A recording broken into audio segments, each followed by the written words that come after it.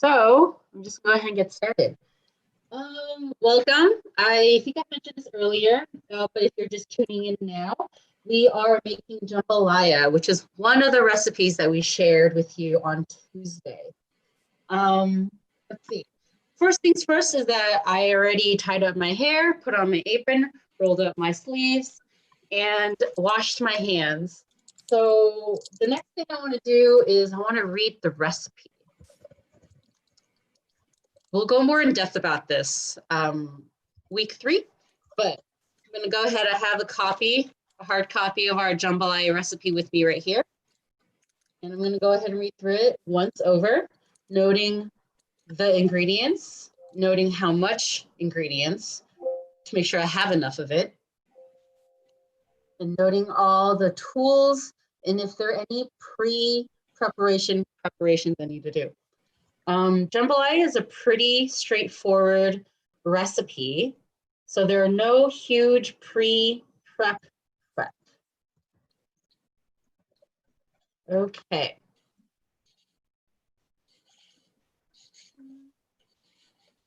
Well, hello, Shayna. Okay, so today I'm going to go ahead and make a vegetarian jambalaya. However, I have made chicken and sausage jambalaya before, and the only difference between the meat and the vegetarian version is that when we are finally putting everything on the grill, on the skillet and cooking, we start with the meat first and cook that for 5 to 6 minutes until things are browned and all the fat has been cooked out. About 5 to 6 minutes later, if you notice your sausages, bacon, or chicken and shrimp have kind of gotten a little brown tint on them, and there's some fat that's come out of the meats, go ahead and take the meat out and put it in a separate bowl and put that aside. If you are making a vegetarian version of it, like I am today, I'm going to have butter beans. It's with butter beans. And this goes in with the vegetables later on. So, okay. So I read through the recipe. I'm noticing that I'm using brown rice, using bay leaves, soy sauce or Worcestershire sauce, whatever you have. I'm going to go ahead and use soy sauce today. Chicken broth, onion, bell pepper, celery. And those are all the ingredients. And then I'm going to know all the seasonings. So there's, and then there's garlic. Garlic is kind of like a food and seasoning and medicine. You know, it's whatever. Oh, also, I know that we talk a lot about how to customize a recipe to make it your own. So you can change these proportions a little bit. Like, I love garlic, and so I usually double it in a recipe. But like Ingina is saying, like, this is pretty customizable. So you can add whatever proteins you like, and you can change up the seasonings. Mm-hmm. So noticing all the spices and good stuff. So here's something I noticed. I have yet to take out my soy sauce. So I'm going to do that right now.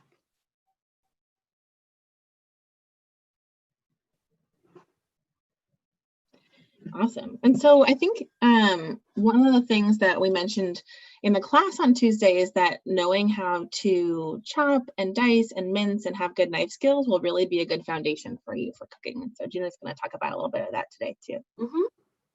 So this is a very simple recipe, and I love it a lot because it's a one-pot recipe. It's delicious. You only need one pot, and it only takes about, besides the cooking time, prep time, half an hour max. And a lot of it, I'm just going to do right here with you now. First things first, it says chopping onions. So I go ahead, I chopped about half of it. Actually, I diced it. There's still some big chunks, but I'm breaking it up. There you go. So what is the difference between chop, dice, and mince? I'm going to dice these. And with these questions too, you're welcome to answer in the chat if you're on the Zoom call. And if you're on the YouTube live video, you're welcome to ask via YouTube as well. Mm-hmm. I'm sorry, not to ask, but to answer. Yeah. So there are huge differences. when they're mentioned in the recipe. So a dice is about, says here, a 1/4 inch in size. So that's a big piece. Looks All right, beautiful. that's about it.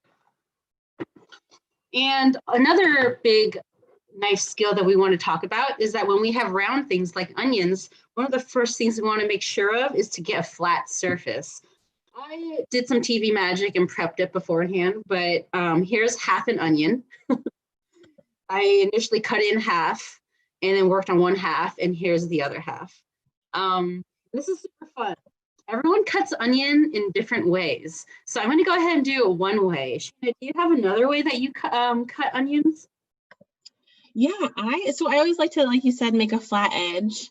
And I like to keep the root part intact so that I can like kind of keep it still a little bit together. And then I usually cut it kind of in angles along the little like lines and ridges of the onion. Awesome. How about you? How do you cut your onions? So what I like to do is, I like to cut the ends off. I like to cut it in half first, then cut the ends off. And then I have these like half onions, right? And I lay that top part down and I cut like, let's see, I don't know what it's called. I like to have these little rainbows. That's my first purpose, to get these little rainbows going. And so if anyone's noticing how I'm holding the onion and how I'm holding the knife, this is something that we really want everyone to keep in mind as well. The best way to have most stability and control is to grip the blade and then wrap your fingers around the handle. That way I can move it and control it side to side really easily, and my fingers are not in the way of the blade. Some people do it like this. That's okay. A little less control though on the side to side angle and not as stable. But whatever you learned how to control a knife is honestly the best. We highly recommend this pinch blade method. And the other thing that we want to stress is the claw. So I'm trying to avoid cutting my fingers. So I'm going to sink them in a little and only have my knuckles touch the blade. I can see it's a little blurry, but hopefully the message is clear. And then as I cut, my finger is not on the thing that I'm cutting, so it doesn't run the risk of cutting my fingers at all. So that's what I'm doing if you can't see at the moment.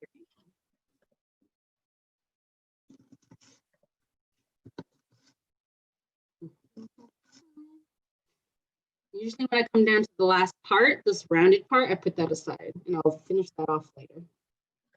So I like to turn these over like this and kind of like this to get the dice. Mm-hmm. That's cool because you're kind of using like the natural layers of the onion to get it even smaller, which is a really cool technique. Yep. And for this demonstration, I'm definitely going at a very slow pace. One of my other hot tips for cutting onion is to do as quickly as possible because I don't like crying. Do you have any good tips for not crying? Huh? Do you have any good tips to not cry while cutting an onion? My first tip is to go very fast. But I also am curious about, Sheena, do you have another idea? I go quickly so the onion cloud is not in my face. I like to I think I've gotten, used to cutting to chopping a lot, but sometimes it can still be a little bit, I don't know. I think when I go too fast, that's the times that I've hurt myself. And so I try to go pretty slow, but you're totally right that onions I cry almost every time. Some things that I've done that have worked though have been to put the onion in the fridge, just for like an hour or so beforehand. Yeah, people put it in like cold water. I think something about the temperature does it, but my mom actually has these onion goggles that she wears, which I really appreciate. And I've heard of people using, sports goggles for a similar thing. Yeah, that's a really good idea because glasses don't really help. Yeah. And I wanted to just share if possible, wanted to share my screen for a moment of one of the handouts that we're actually going to send to you is this knife safety handout. And so you can see here, there's some tips about how to use a knife safely. And so we'll send that out to you afterwards so you can have a little guide to practice. Sent out actually already. Oh, right. Yeah, you're right. Yeah. Sent out already. Okay, so onions are done. So the next thing is, let's go ahead and look at the recipe. Bell pepper. Oh, well, no, I'll do that last. I'll do celery next. Okay, so celery, kind of an awkward shape. What do we do? The flat side is this side, so I like to do kind of like that. I want to chop it, and chopping means about 1/2 inch in size. These are kind of wide, so one of the things that I like to start out with is to cut the wider part kind of in half first. So I kind of do like in the middle, do a little flare out. This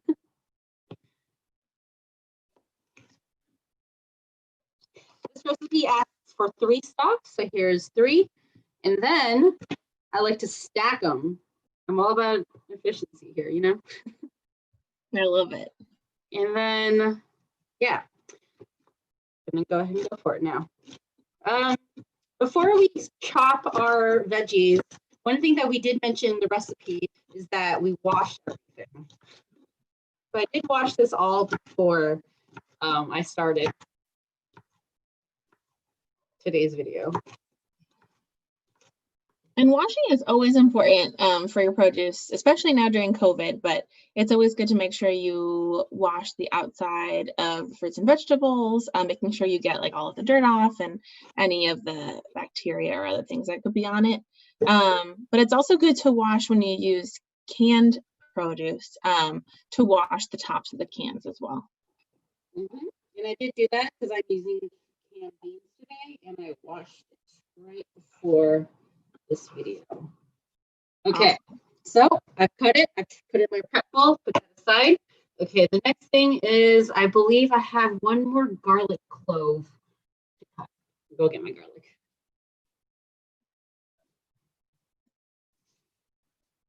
And I wonder if anyone wants to share in the chat or on the YouTube channel any techniques you have for getting that paper off the garlic clove. And I bet Gina's going to show us some too. But we'd love to hear from you. Mm-hmm. Garlic is amazing. I wish I could add it to everything. I almost do.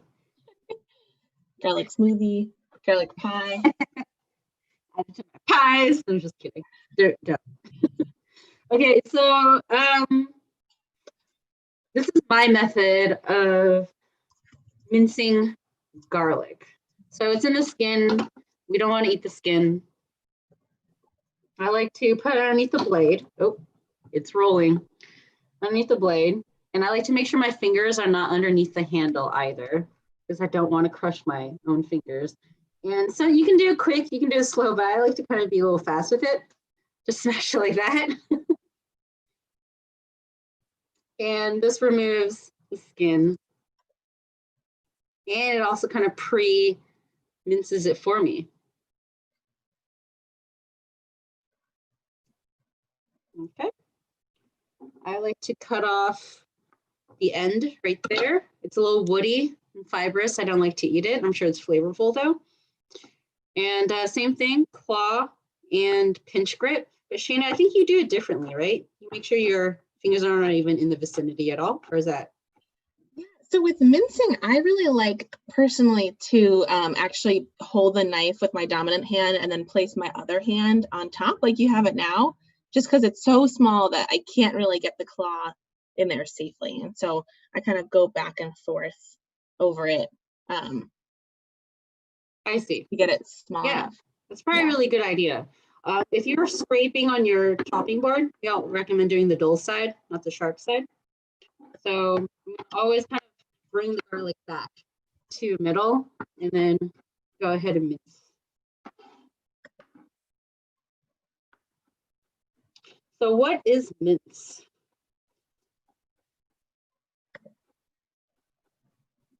Not dice. Yeah, feel free to answer in the chat or on the YouTube channel if you know the difference between mincing, chopping, dicing.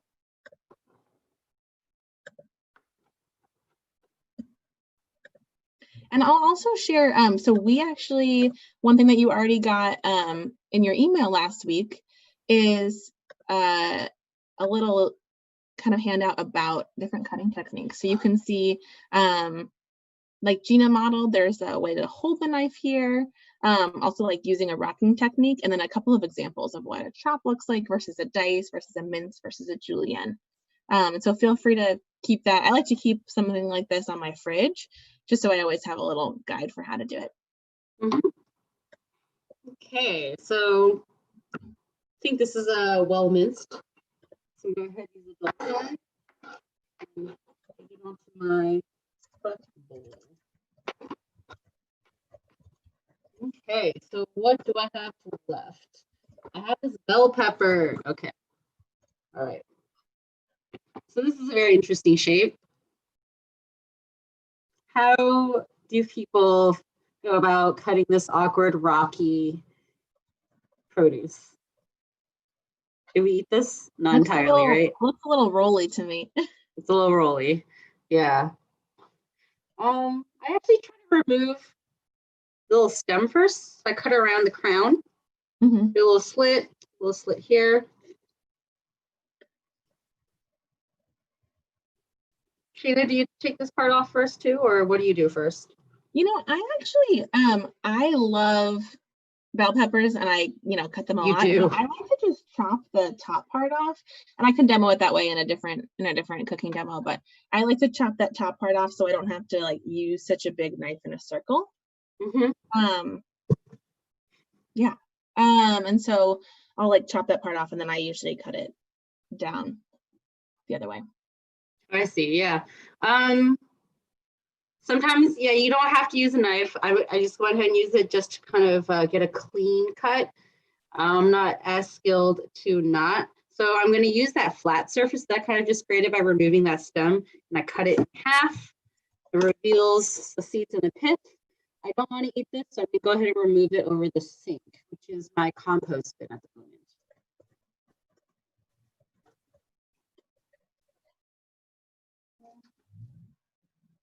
Okay. For the most part, it's out of there. I'm going to go ahead and clean this one now.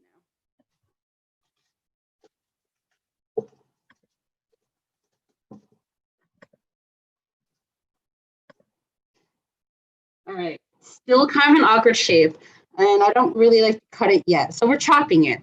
So I'm gonna bring it down from half to a quarter. Okay, and then it's kind of a flat edge at that point. So I'm gonna cut it into little strips like this.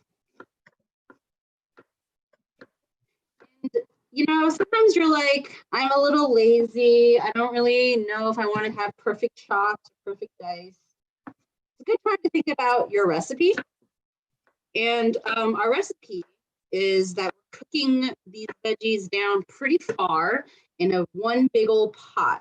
So it's almost not entirely the most important thing that they are perfect bite-sized pieces, because they're going to be cooked down, soft, and everything. So if you want to roughly chop the bell peppers, that's fine.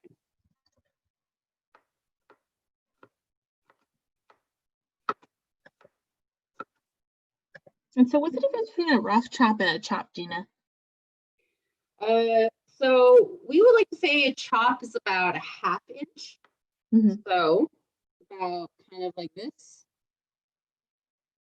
And a rough chop is kind of like, you know what, I'm about getting half an inch, so I'm just gonna go ahead. A little bit of approximation. An approximation, in real world food, always, not perfect shapes anyway. So I am a little less concerned about getting that perfect half inch. And it could be a little bit bigger if it's rough chop.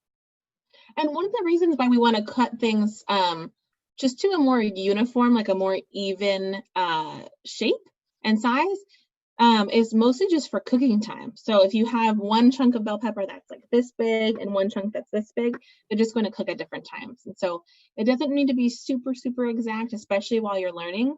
But it can be helpful for like, dialing down things to have around the same texture when they're cooked. Yeah, very, very good point. And I like to say, like, if something says it's rough chop, then it's like, okay, maybe it is a little less important that it's exact same size. It is okay that it's roughly chopped. Okay, so I'm done with the bell peppers. So I'm going to put them in my cut bowl. Okay, all right. I'm going to go ahead and check the recipe, see if there's anything else I have to do. It says wash, chop onion, celery, bell pepper, minced garlic. We did all those things. Sliced green onions. Okay, right here. Go ahead and do that. So this is, we all read the recipe all the way through, and it says that the green onions are, they go in at the end, right? So we're not cooking these. So if you are combining all your chopped veggies to be thrown in together, go ahead and keep this outside. Mm-hmm.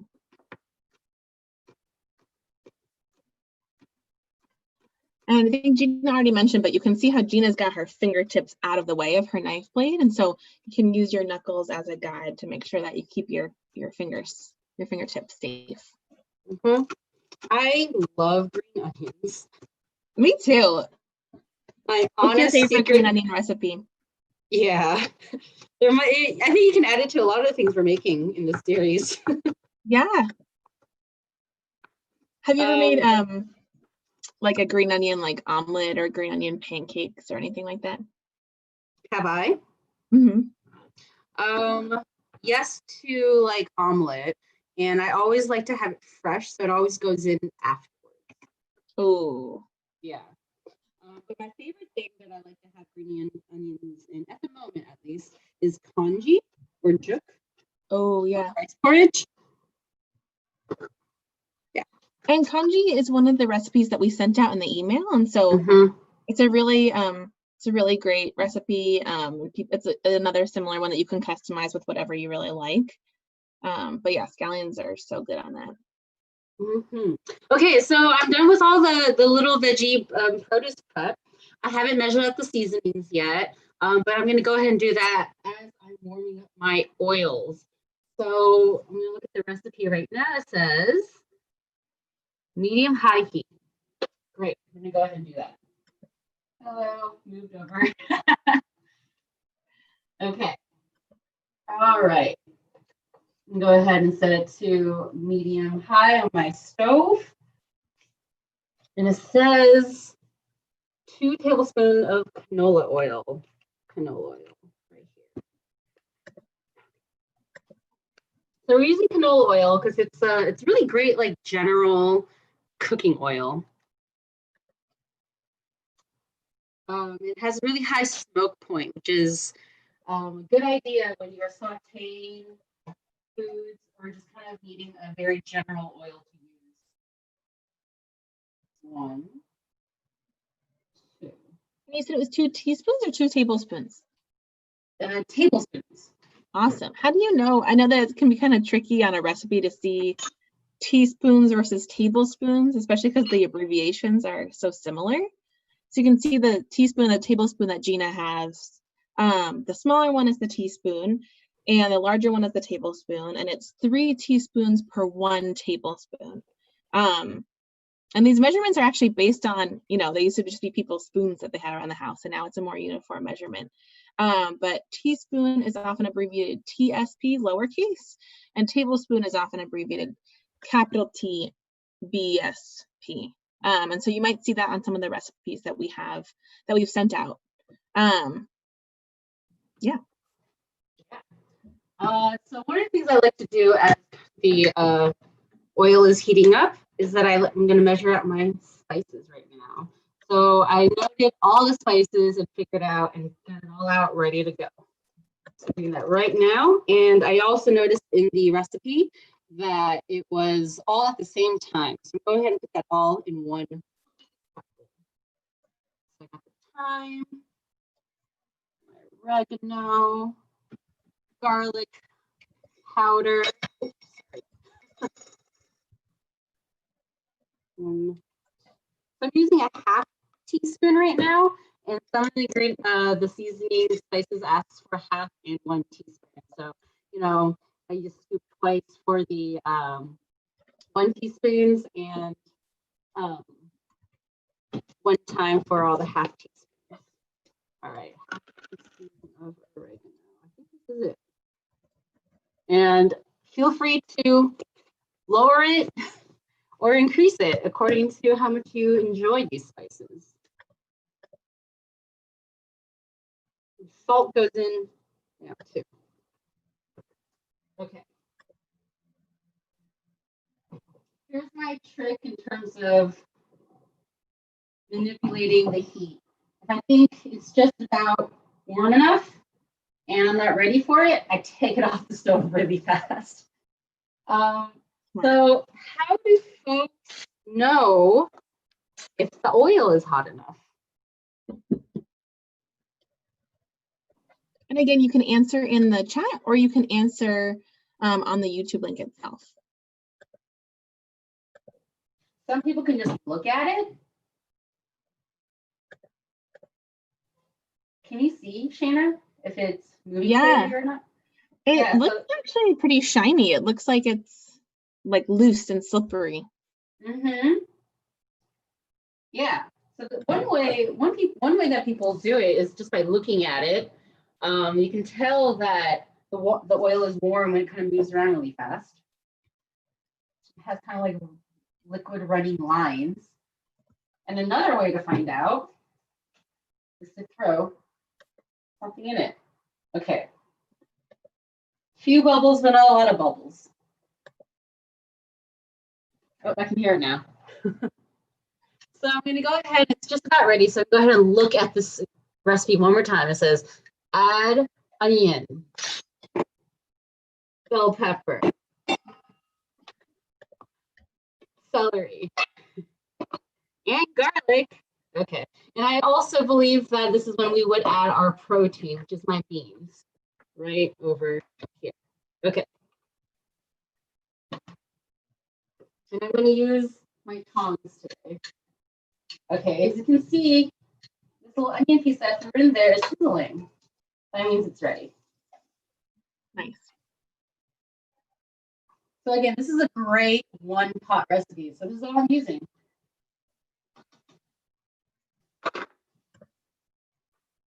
Oh, I wish you could smell this.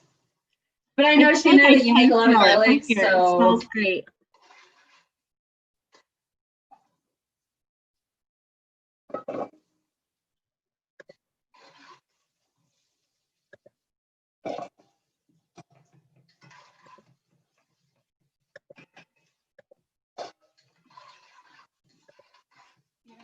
Mix.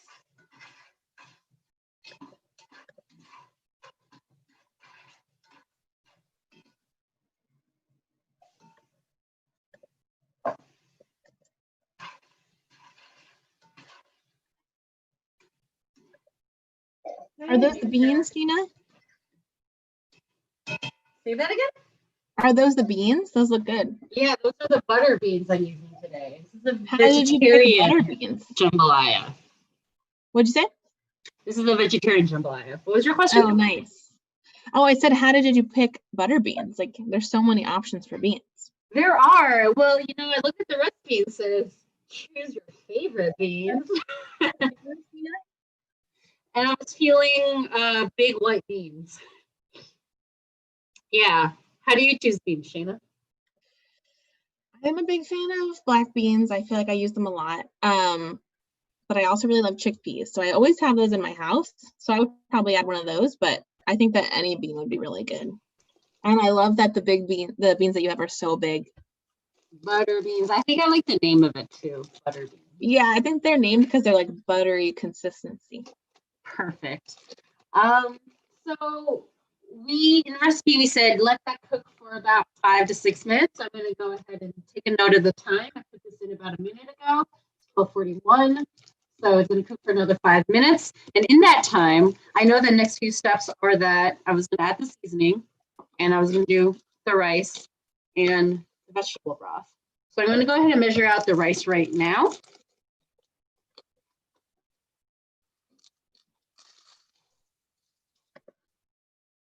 Here we go. And for the vegetable broth, in the recipe, we say 2.5 cups. The thing about jambalaya is that you can kind of decide how watery you want the end result to be. Some people like it to be quite watery. Some people like it to be thicker. I personally like it to be thicker, so instead of 2.5 cups, I'm going to use 2 cups. It still respects the ratio of rice to liquid that you need. So it is 1 cup of rice and 2 cups of liquid. So I'm going to just do 2 cups of vegetable. I'm sorry, vegetable broth.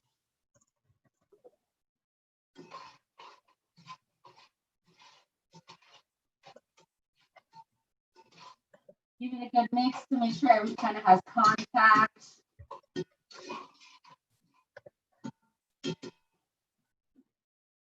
And one thing just to note, so Gina's using a pan that's not a nonstick pan.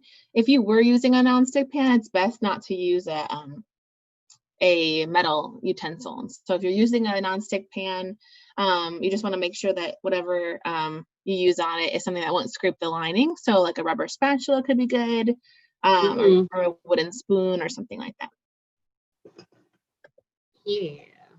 This is my lefty spatula. I don't know if you can tell. I may have kind of ground it down, but there's a left curve to it. Awesome.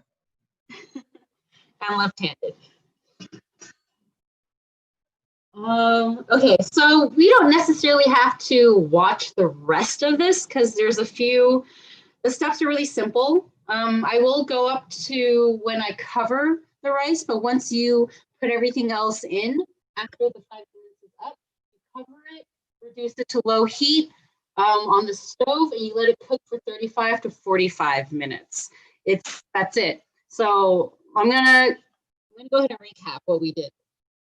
We prepped the vegetables, we minced those garlic, we heated up the pan, and we threw everything in there, made sure it was kind of cooked down a little bit.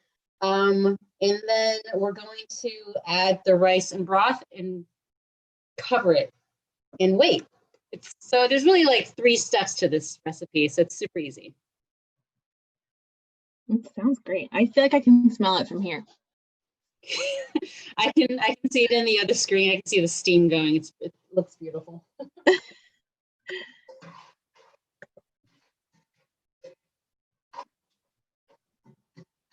Okay, like the recipe mentioned, we're waiting for the onions to be translucent but not brown. So kind of, I'm not sure if that comes out clearly. But honestly, the best part about jambalaya is that it doesn't entirely matter because we are going to cook this for about 45 minutes. You want some of that flavor to come out. That was kind of our goal. Okay. So the last few steps are, I'm gonna add that. And can you remind me again what the seasonings were? I remember you said garlic powder. Right. So I'm using Creole seasoning. If you don't have Creole, you can go ahead. I'm gonna look at the back over here. You can use red pepper, black pepper, chili powder, and garlic. But I went ahead and got Creole seasoning. We are cayenne pepper, thyme, oregano. Well, I don't have it with me, but black pepper, I ground it already and then I kind of pre-measured it. Garlic powder, and salt. I think that covers it. And was there a bay leaf in there? I'm sorry if you already mentioned it. Sorry, you're right.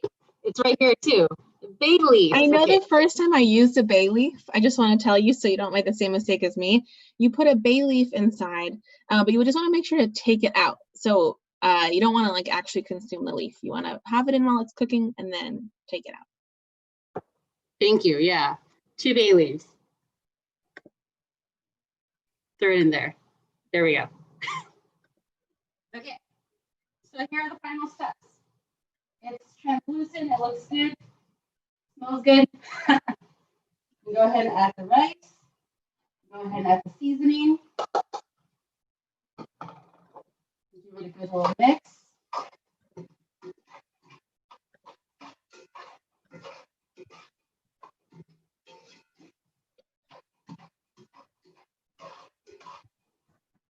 I like being able to see you in both screens. It's very futuristic. Everything that comes in any kind of a package, I shake it. And I said 2 cups. So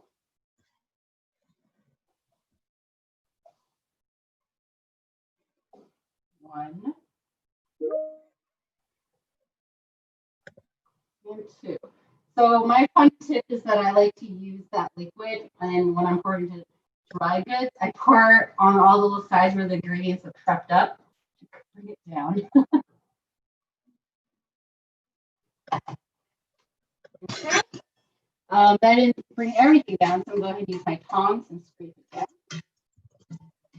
I want everything to be cooked so I can eat it all.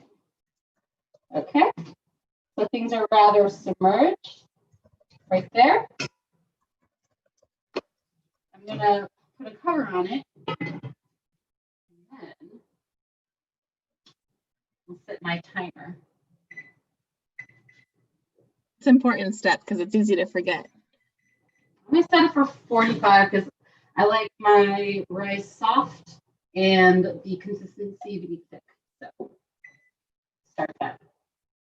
And a question about that. So with rice, I know that a lot of how it cooks down is obviously like the water cooking into it, but some of the water evaporates off. Do you also I forgot to mention reduce the heat a little bit. Oh, smart. Yeah. Do you cover it fully or do you leave a little? I use this cast iron, so it has a pretty tight seal. Okay. So yeah. I think this is where a lot of people share different stories about how they prepare rice. Some people are like, never open it when it's cooking. Others are like, hey, I want to add something in the middle. I'm just gonna go ahead and do that. And that's kind of true for all types of cooking too. Like, I feel like there's a lot of things that I think for me personally, I'm pretty approximate with most of my cooking, and you'll see that next week in my cooking demo. But some things need to be measured, and especially when you're baking, it's more of chemistry. But I feel like, it's all kind of an experiment, and usually it tastes okay. I definitely have to often eat things that are not as great experiments because I, made them and I just felt like I had to finish it for budget reasons. But it's something that's just part of the experiment of learning. Mm-hmm. And here's something I'll admit that I just forgot. I did not put the soy sauce in there, so I'm going to go ahead and open it and pour that in right now.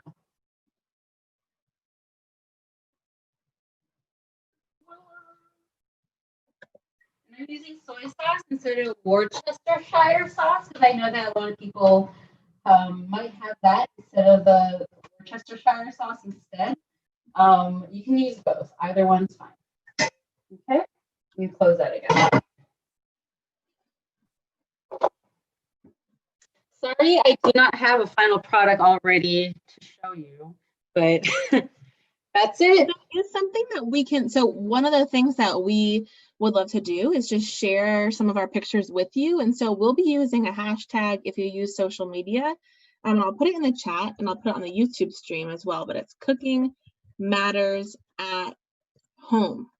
And so if you want to, just for fun, to share your pictures with each other, feel free to tag anything on Facebook or Instagram or Twitter or any social media you use with that hashtag. And we will try to show each other pictures of it. You can also send a picture to cooking@solid-ground.org. And we would love to see any pictures of things you made, but we'll also share out some pictures of things that we've made with that hashtag.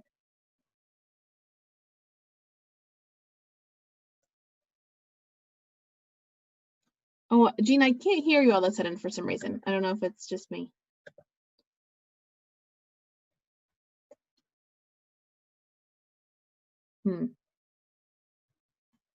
I can't hear you now. Do you want to maybe try turning on the video or the audio for your other device?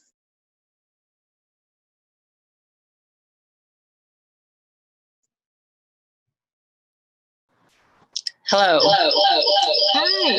And then maybe you turn off the other one. Thanks everyone for How's bearing that? with our new tech. Does that sound okay? Yes, I hear you. Okay. Sorry, this is a long way to get to our final tip. As things are cooking, it's a great time to clean up. That was off. Really cool. I think that kind of wraps up. Oh, look, you can see myself twice. That kind of wraps up our cooking demo for today. I hope you learned something with us. I hope it was fun being a part of my cooking experience today. I had a lot of fun showing and talking about what I was doing. Yeah. And thank you, Shayna. Thank you, Lynn. Thank you, Jelena, for helping me host this. Absolutely. And we'll be sharing out the link of this as well if it's easier for you to, I guess we already shared out the link of this, but we'll have the links ready for you each week so that if it's easier for you to actually cook as you go and be able to pause and, you know, do things, that's a great way to do it as well if you're not watching it live. Yeah, thank you so much. Thank you. Till Tuesday. All right.